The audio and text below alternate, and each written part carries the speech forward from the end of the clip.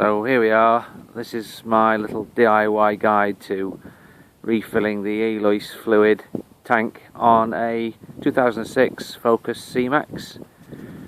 This has had its fault on the dashboard for nearly 12 months now. We've been running it around without removing the DPF for 6 months out of that. Then I took the exhaust piece off, emptied the DPF out of that can, took out the catalytic converter, but we've still got the fault on the dash, and I wanted to attempt to refill the Eolys tank to see whether or not that would put the dash light out. You can tell if your vehicle needs Eolys fluid because you will have this magnet in your fuel filler flap switch, fuel filler flap, and each time you close that, it doses the tank with a slug of Eolys fluid. And here's how I'm doing it. First of all, get the car jacked up safely. I took this wheel off expecting to find the tank somewhere in this wheel arch, but it isn't actually there. It's actually in the middle of the car, and that's it, that plastic tank just there, just attached to the top of the rear axle beam. Fastenings over there. And when you scroll them all the way under and you look up this side, you find the two filler. Oh, there's a filler. The filler is this one here on the tank, and this one I presume is the overflow. I've gone in the engine bay and nicked a piece of rubber pipe. Oh, I need to tell you about the caps that are on the top of there. These here are the caps that block the ends of those pipes, and you simply pull that blue part out with a little flat blade screwdriver, and then pull the cap off the end of the pipe. Here's the other one. So yeah, one is on this pipe. This pipe is clearly part of a network of pipes that are up above the tank. There's a T-junction that comes down to this pipe, and that's why I'm using it as an overflow. It was also pointing in this direction when I first looked under the car, so it was pretty obvious. There's a, like I said, an inlet just there. I'm presuming that's an inlet, so that's where I'm filling the tank from. The tank is this plastic, black plastic tank. On the other end of it, there is a, let me get that in shot if I can. Yeah, there's an electrical plug. I'm presuming there's a pump motor attached to that. So it's the only tank that I can find that's adjacent to the fuel tank.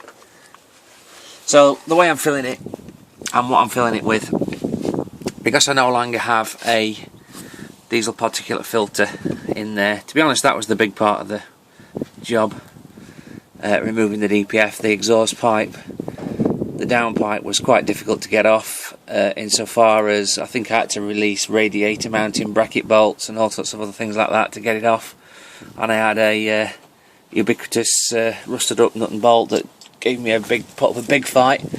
But anyway, that was removed. We chopped it open, we smashed out the internals, took those in the bin, welded it back up and stuck it back on, and that was done 6 months ago. But now I'm refilling this tank with, no, not orange pop, this is diesel, and I've pulled this pipe here. This is a piece of rubber pipe with approximately, I'm going to say, about a 6mm bore. I've pulled it from the engine bay, and I'm just going to lay this bottle down on the ground, get the end of the pipe. Well, I've just drilled a hole in the end there so that the pipes are tight squeeze and therefore fluid tight, and I'm just gently squeezing the 2 litre bottle, and it's filling up the tank.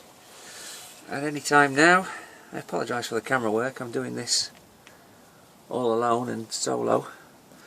Any time now I'm expecting to see overflow when that tank gets full.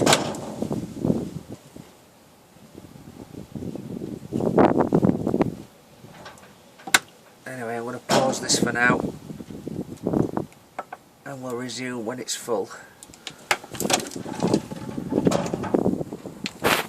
Okay, so I'm pretty sure this tank's full now, and I just remembered something I need to mention, and that is that when I removed the first one of these caps over here, there was some pressure in the system, and that pissed out some dark brown fluid onto my hands, only enough to wet both my hands, but it did surprise me because it was under a little bit of pressure.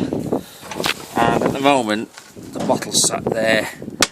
I think the tank's full because it's actually, what I was doing was turning the bottle this way up and squeezing, and then turn the bottle this way up and letting the air pressure equalise in the bottle, letting the air come back from the tank into the bottle, and then pressurising again, and repeating this process until I got to a point where I thought it was full. And now there's the where's the overflow? There it is. I'm going to turn the bottle up. Unfortunately you can't see all this in the same frame, but there you go. Turn the bottle upside down, give it a squeeze, and diesel is going in, and this, come on,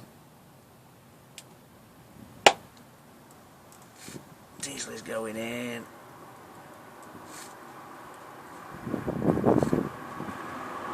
Diesel is going in.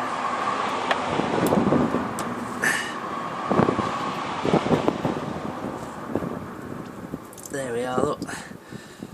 There we are, it's dropping into me catch cloth. So what's come out is not yellow or clear, it's proper dirty mucky shit. Now the plastic bottles pulling all the diesel back out, so I need to release this pressure quickly.